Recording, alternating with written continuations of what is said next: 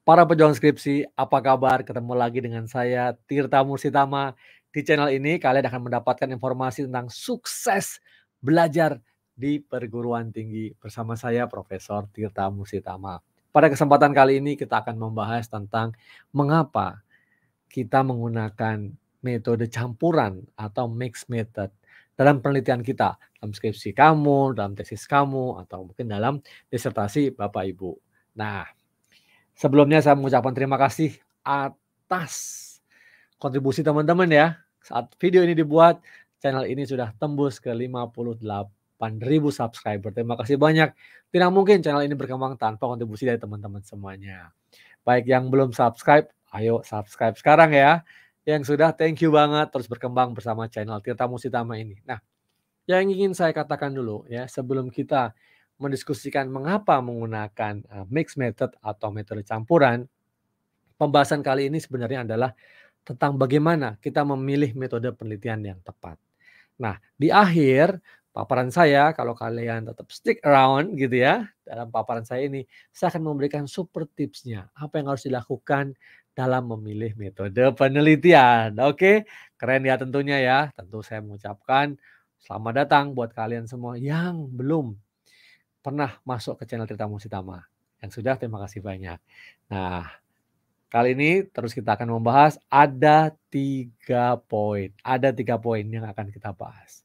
Langsung saja, poin yang pertama adalah kita menggunakan metode penelitian campuran ya karena melihat bahwa metode atau pendekatan ya kuantitatif atau kualitatif itu memiliki kelemahan-kelemahan tersendiri. Artinya kalau kita menggunakan pendekatan kuantitatif itu hanya dengan paradigma yang lebih positifis begitu ya, yang lebih mengutamakan perhitungan angka-angka, itu sederhananya ya untuk membedakan menggunakan angka-angka terus kemudian analisisnya menggunakan analisis statistik begitu ya. Buat kalian yang mungkin nih terutama penelitian sosial ya, yang mungkin agak-agak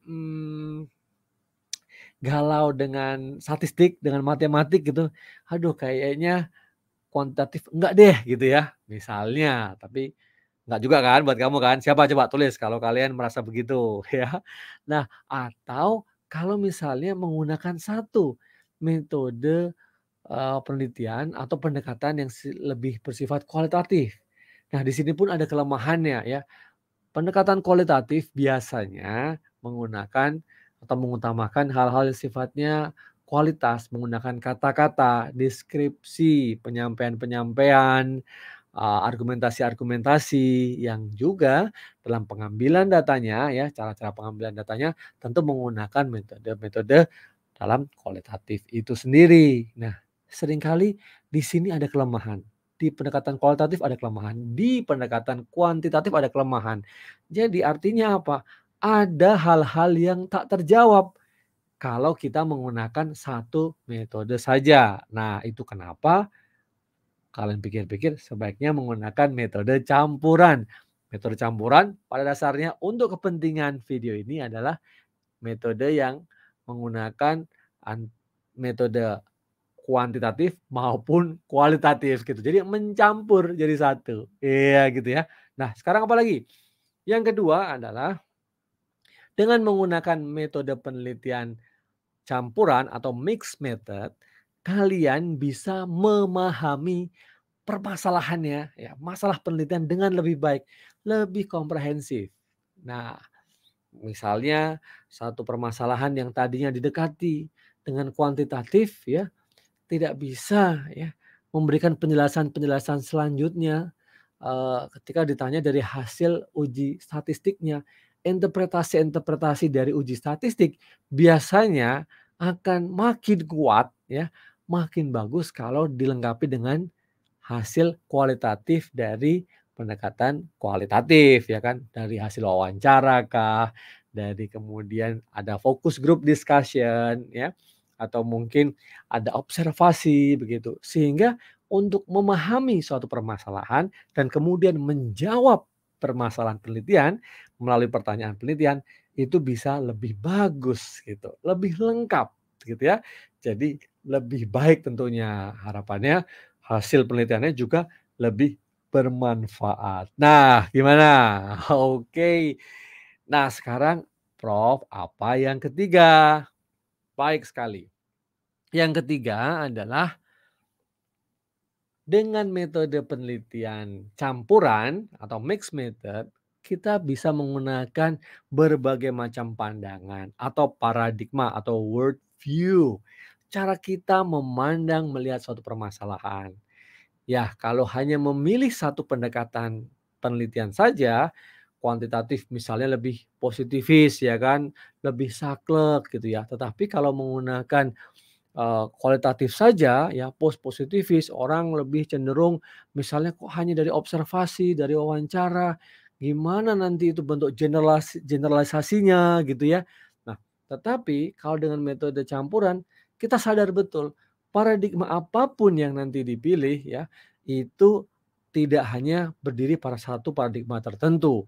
Nah, akibatnya ya atau konsekuensinya itu bisa saja karena berdiri ya di antara 2 pendekatan utama, jadi sifatnya lebih pragmatis. Nah, yang namanya campur ya kan, campur satu dan campur 2 ya bisa menjadi lebih lengkap. Jadi tidak khawatir hanya terlalu saklek pada satu paradigma tertentu. Nah, semoga hal ini bisa dipahami. Nah, tadi Prof. Tirta katanya janji ya kalau sampai akhir ada seperti tipsnya. Oke ya, janji ya harus disampaikan dong tentu ya. Baik, super tipsnya adalah apapun nanti pilihan metode yang kamu akan pakai, apakah itu kuantitatif kah, atau kualitatif kah, atau mixed method, sebenarnya terletak kepada apa sih sebenarnya pertanyaan penelitian kamu. Nah, ini yang paling utama.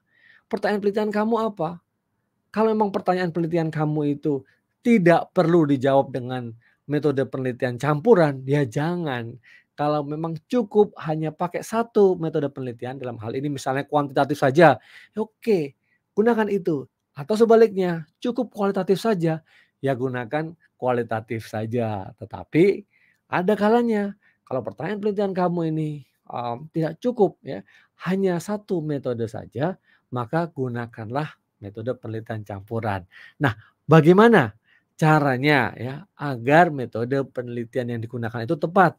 Pertanyaan penelitian kamu tentu ya harus dirumuskan berdasarkan permasalahan penelitian. Nah, kalau kamu ingin tahu lebih banyak tentang permasalahan penelitian, bagaimana pertanyaan penelitian, nah di video-video berikut ini ya itu banyak sekali ya di channel ini membahas tentang bagaimana menyusun permasalahan penelitian dan juga akhirnya pada penyusun pertanyaan penelitian. Wow, saya ucapkan terima kasih buat kalian semua ya yang sampai akhir. Terima kasih banyak yang sudah subscribe, yang belum silahkan subscribe.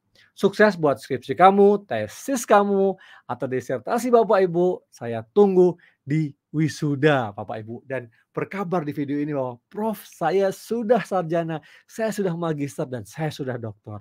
Setelah itu kontribusi bagi negeri, bagi Indonesia Raya. Terima kasih banyak, sampai ketemu di video-video saya yang lain.